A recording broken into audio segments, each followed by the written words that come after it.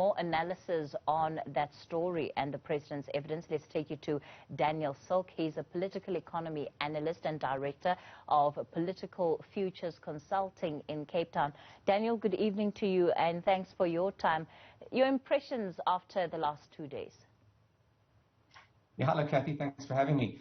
Well, I think it certainly was a consummate performance from President Ramaphosa. He's an outstanding communicator, and he certainly, I think, analyzes and presents very effectively. And after all, this was a television appearance.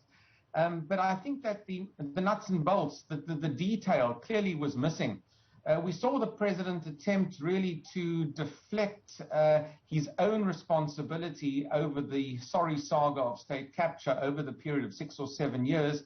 And he attempted really to distance himself from the worst of the state capture issues.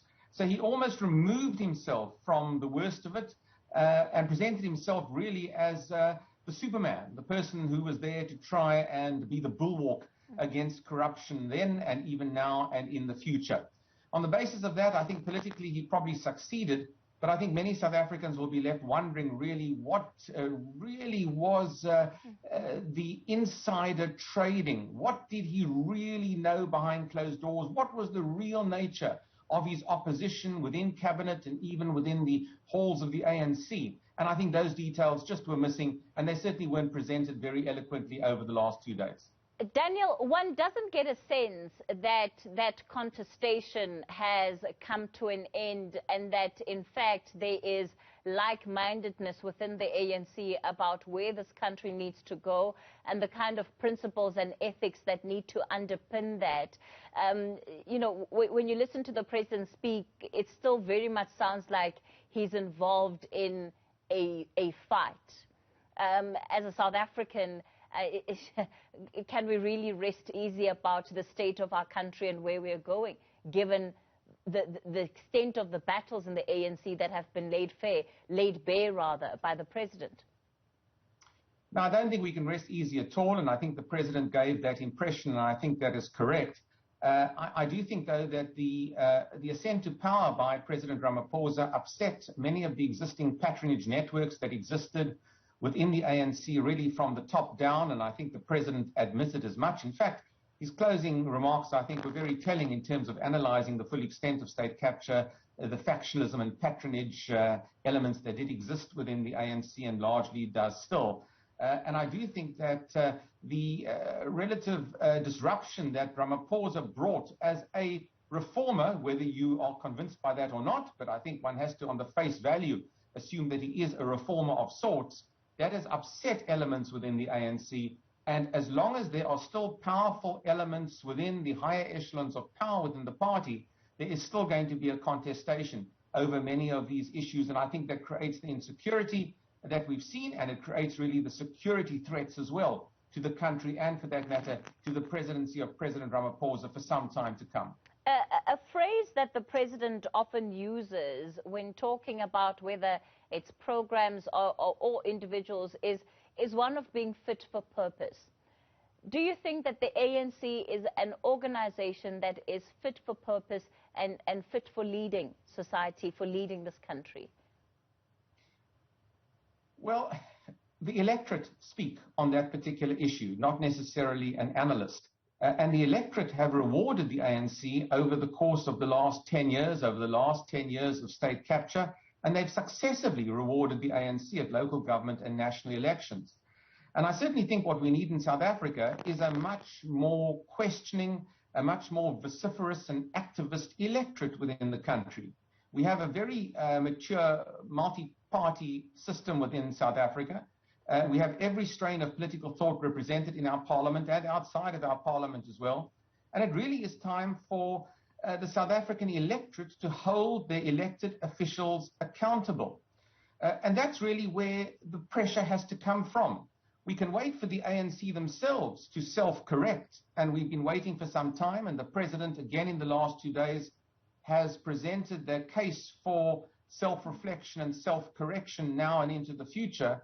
But ultimately, it's up to the electorate to really pressurize those that are in power. And I think that's really what's going to shift South Africa if the electorate can manage to overcome some of the historical fears about voting away from the ANC to perhaps giving the ANC an electoral shock that it really does need. Can the ANC undergo a process of true reflection if it is not having and is not being honest about some of the developments that have happened over, the last period of this, the so-called state capture? And part of the reason why I'm saying that is because a number of times the president acknowledged the existence, and he has been vociferous in his detailing of the fact that state capture existed. But he has been very reluctant to even mention any names when he's asked about specific officials. At some point he was asked very directly, why did you appoint David Mahlobo as a deputy minister?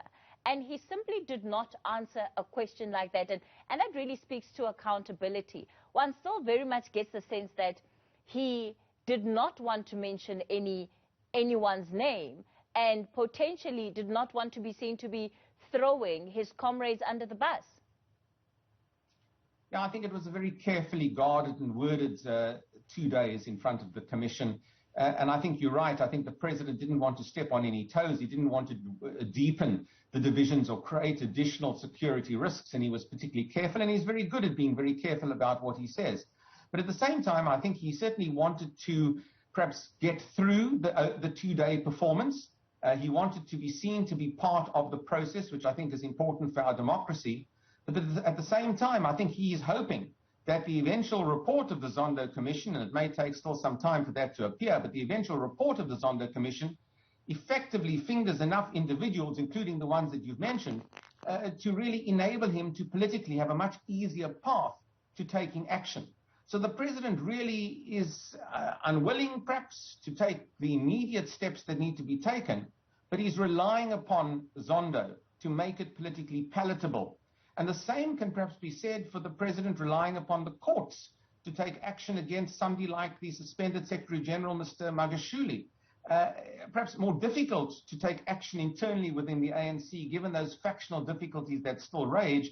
But once the law is on your side, once a commission of inquiry like Zondo is on your side, it really is easier to act. And I think this is the style of the president that we have. It's very slow, it's very plodding, and it is also, I think, symptomatic of a president still very wary about the factions that really rage on over both his left and right shoulder. Political economy analyst Daniel Silke, thank you so much for your time tonight.